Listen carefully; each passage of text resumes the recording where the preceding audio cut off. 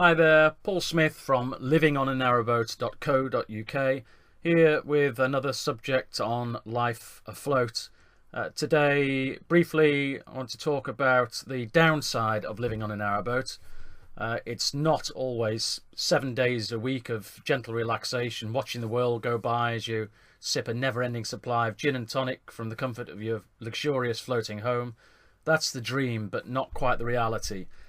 You have to consider things like finding a place to moor. On dry land it's easy. The home you buy is fixed at the location you bought it. Unless you bought a mobile home, there's no problem finding a place to put it.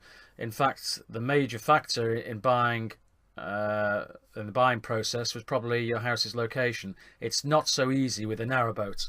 Whether you intend to use your new narrowboat for occasional cruising or as a full-time home, the question of where you're going to moor is something you need to consider before you make the purchase.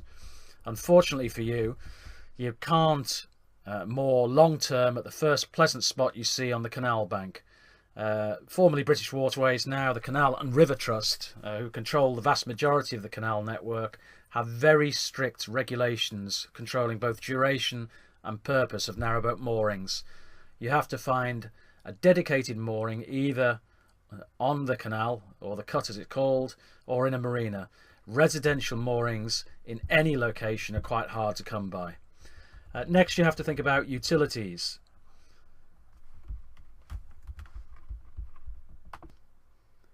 In your house, you don't have to think about utilities. Providing you pay your bills, everything is on tap. You press a light switch and the lights come on. You turn on a tap and you get a rush of hot or cold water. You turn a dial and you have gas hob lights. You don't have to worry about them running out. On your narrowboat, it's totally different. Your gas supply is in bottles weighing 50 pounds or more. Coal for your stove comes in dirty bags weighing just as much. Your electricity has to be generated by your boat's engine and stored in batteries. Or if you're more in a marina, is supplied from a prepayment point next to your boat. Your water comes from an on-board tank which must be filled up by you at least once a week. Then there's sewage. It's not something that you like to talk about on dry land, but it's often talked about by boat owners. What goes in must come out. At some stage you'll have to remove your sewage from your boat. If you have a porta potty toilet, like I do, with a removable cartridge beneath or behind the bowl, you'll need to remove the cartridge and empty the contents at the nearest disposal point every 2 or 3 days. If your toilet has a large holding tank, you'll need to take the boat to the nearest boatyard or marina to have the toilet pumped out, and you can expect to pay between £10 and £20 for each pump out. And in the winter, when the canal or the marina is frozen, if you have a pump out toilet, you have to consider how you're actually going to move your boat to get it pumped out. Talking of the winter, heating your boat is something that's very, very important. You have to make sure that the boat is very well insulated to prevent heat loss during the winter and overheating during the summer. Modern heating systems are quite efficient and can be run any time of the day or night, but heating your boat and heating the water on your boat, whatever its age, usually requires a degree of thought. Many boats rely on solid fuel stoves for heating. Solid fuel in the form of coal or wood needs managing. You have to make sure you have an adequate supply of coal to hand and firewood which is seasoned. Solid fuel is also quite dirty, so you end up having to clean and dust the boat on a very regular basis. Communications. You want to be able to receive letters by post, and maybe you need to receive bills too. You need to use a phone, and you probably want to access the internet to browse the web or collect your email, and you possibly want to watch television.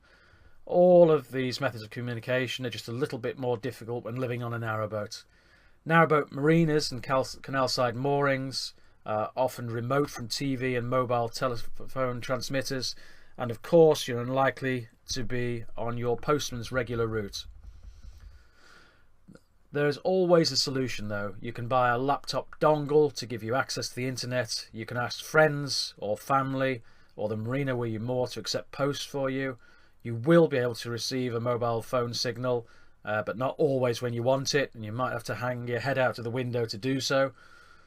You can watch television. You can even receive satellite signals, providing you fit your boat with an aerial and correctly align the dish with the satellite signals. Another major issue is the lack of space on a narrowboat. A narrowboat is just 6 feet 10 inches wide. That's the external dimension. The internal dimension is probably about a foot less than that. The maximum length of a narrowboat is just over 70 feet, but the cabin length, the internal living space, is probably about 15 feet less than that.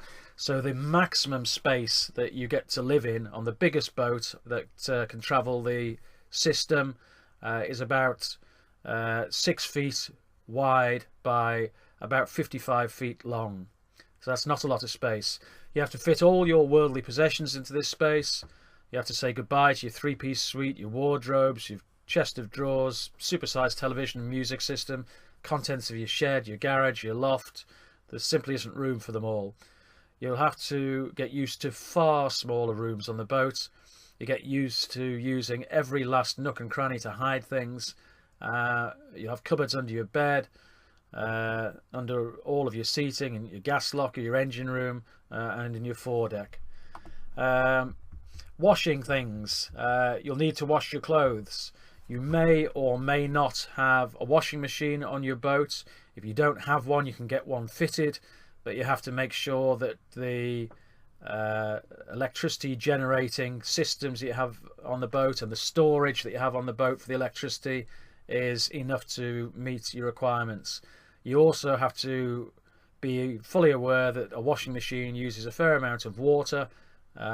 Water is a finite supply on your boat, so you have to manage it very carefully.